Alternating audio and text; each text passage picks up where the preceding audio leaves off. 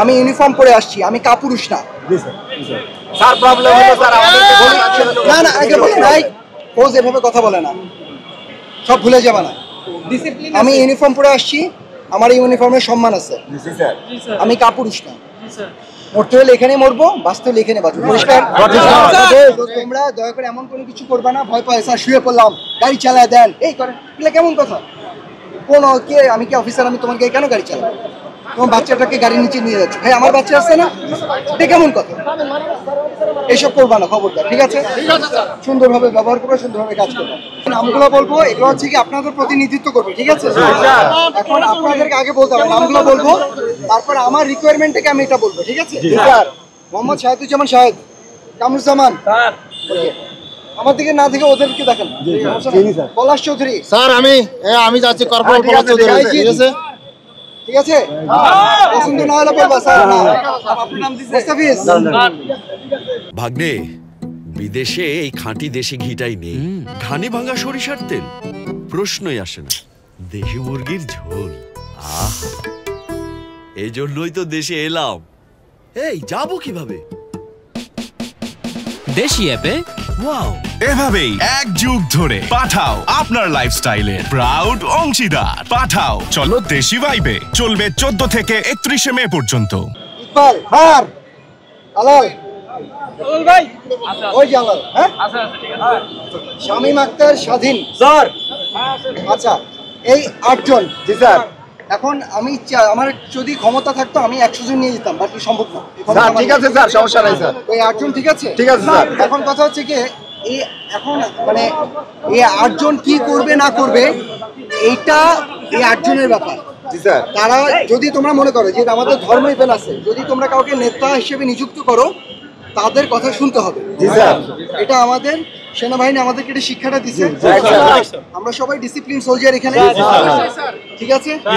এখন কথা হচ্ছে, আমি জানি না, এর আগে আমি আমার অভিজ্ঞতা থেকে বলতেছি, একটা গ্রুপ এর আগে যায়, যাওয়ার পরে তারা বুঝে এসে তাদের কথা কেউ শোনে না। এই গ্রুপটারও এরকম যাবে, যাওয়ার পরে তারা ফেরত আসবে, তারা তোমাদেরকে বোঝানোর চেষ্টা করবে, তোমাদের মধ্যে অনেকে থাকবে তারা কথাটা বুঝতে চাবে না। এটা কেন চাবে না আমি বলি, কারণ এখানে হইতে পারে কারো কিছু দুষ্ট বুদ্ধি থাকতেও পারে, ভাঙলে মানে ডিভাইড অ্যান্ড রুল বলে একটা কথা আছে, ঠিক আছে? আমি একটা কথা বলবো, এখানে আমরা আলাদা আলাদা প্ল্যাটফর্ম না, আমরা সবাই একই প্ল্যাটফর্ম, ঠিক আছে? এখানে আমরা অমুক তমুক এই সেই এগুলো কিছু নেই, ঠিক আছে? তো আগে তোমরা আমাকে কথা দিতে হবে, এই 8 জন ওরা যে সিদ্ধান্ত নিয়ে আসবে, সিদ্ধান্ত না, ওরা তো সিদ্ধান্ত ওদের দেওয়ার ক্ষমতা আছে, সিদ্ধান্ত কে দিবে? আমাদের ঊর্ধ্বতন কর্মকর্তা, ওনারা দিবে। এই 8 জন যারা আছে ওরা যে জিনিসটা বুঝে আসবে, এটা তোমাদেরকে সুন্দর করে বুঝিয়ে বলবে, তারপর তোমরা ঠান্ডা মাথায় চিন্তা করবা, ঠিক আছে? কথা শোনার আগে চিৎকার করে আজে বাজে কথাবার্তা বলা যাবে না, বুঝতে পারছো? আমরা সবাই একটা সমাধানের জন্য এখানে আসছি, সমাধান না করার জন্য এখানে আসিনি। এখানে একটা মানুষ যদি আজে বাজে কথাবার্তা বলে, সেটাই পরিবেশ নষ্ট করার জন্য যথেষ্ট। তুই একটা কথা বলি, আমি এখানে কথা বলতেছি, আমার পাইতে যদি কেউ একটা টিটকারি দিয়ে যাও, আমার কি কথা বলার মানসিকতা থাকবে? আগে বলো, বাংলাদেশ সেনাবাহিনীর একজন ফিল্ড অফিসার হিসেবে ওই টিটকারি কি আমার শোনার কথা? এটা কি উচিত? আমার সম্মান রক্ষা করার দায়িত্ব কাদের? তোমাদের। তোমার সম্মান রক্ষা করার দায়িত্ব কার? আমার। সো এমন কোনো কাজ করো না যাতে আমরা একজনের সম্মানটা নষ্ট হয়। এখন পর্যন্ত যেদিন থেকে বলো, এখন পর্যন্ত বাংলাদেশ আর্মি এমন কোনো কাজ করে নাই যাতে ইন্ডিভিজুয়াল সৈনিক ক্ষতিগ্রস্ত হয়।